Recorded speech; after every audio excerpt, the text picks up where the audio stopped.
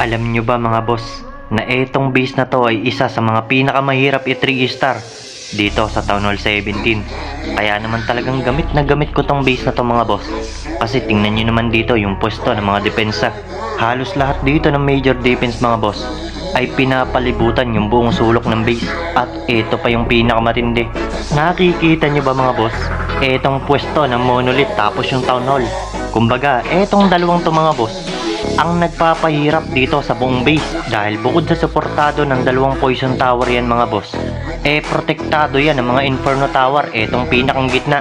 Tapos etong scatter shot naman mga boss ang aalalay dito para suportahan din tong mga nasa gitna. Kaya talagang matutuwa ka kapag isa ka sa may-ari ng ganitong klase ng base dahil ginamit agad natin to sa war. At ang matindi pa dito mga boss ay max Town Hall 18 pa tong umaatak. Pero tingnan nyo naman kung anong nangyari, na kahit pa naka hero potion at power potion yung umaatak mga boss, talagang lusaw pa rin dyan sa may gitna yan. Dahil tingnan nyo naman dito kung paano maka-pre-hit lahat ng major defense. Kaya talagang kahit ipilit na ipasok sa gitna yan mga boss, ay kusa mag-iiwa-hiwalay yung mga troops at heroes.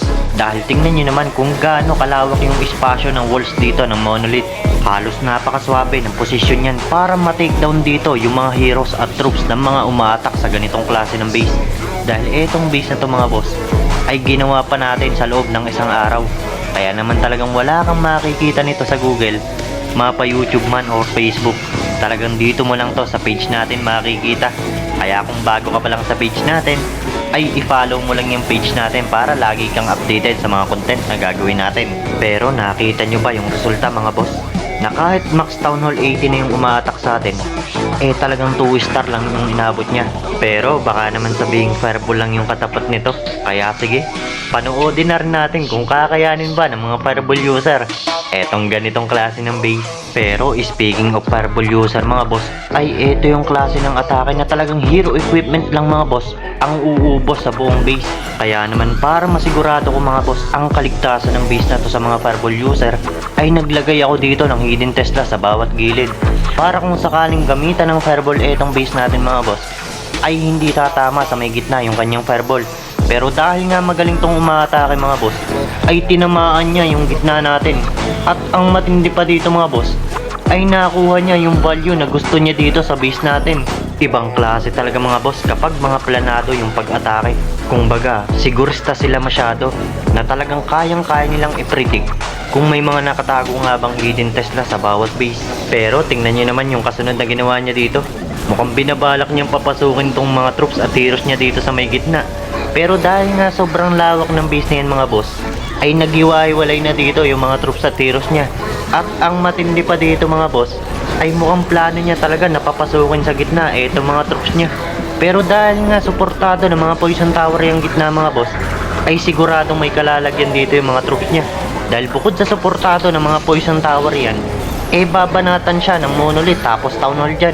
Tapos ang matindi pa dito mga boss, binabanatan pa siya dito ng mga bantay sa clan castle. Kaya talagang piniritong Road Rider ang kalalabasan dito ng mga troops niya. Dahil sobrang sakit talaga ng gitna niyan. Kaya kung gusto nyo ng ganitong klase ng base mga boss, ay walang problema.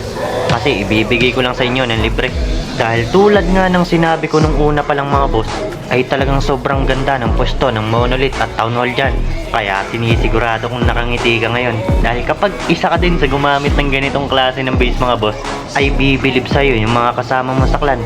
Dahil mauubusan ng atake yung mga kalaban nyo.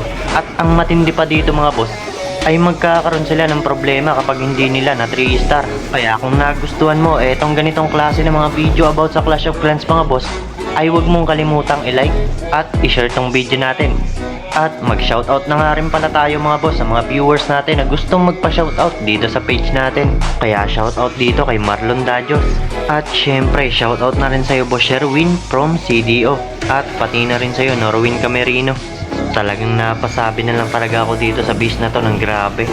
Yung tipong hindi ko inaasahan mga boss, na kahit fireball user pala ay nahirapan sa ganitong klase ng base. Kaya naman sinilip ko dito yung warlag namin mga boss kung ilan na nga ba talaga yung umatake sa base natin. Pero grabe, halos nasa 5 na pala yung umatak pero isa lang yung naka 3 star. Laking tulong talaga yung mga ganitong klase ng base mga boss para maubusan ng pang-atake yung mga kalaban. Kaya maraming salamat sa panonood nyo guys, and to God be the glory.